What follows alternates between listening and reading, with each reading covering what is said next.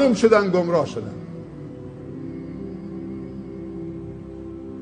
ما عالم مذهب فروش زیاد داریم، عالم درباری زیاد داریم، عالم مخبر زیاد داریم، امام جمعه و خطیب مخبر زیاد داریم تو کل دنیا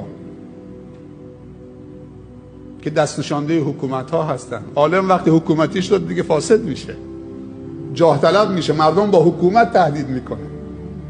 تو همه جا هست، تو همه کشورها هست، هیچ کشوری مستثنا نیست.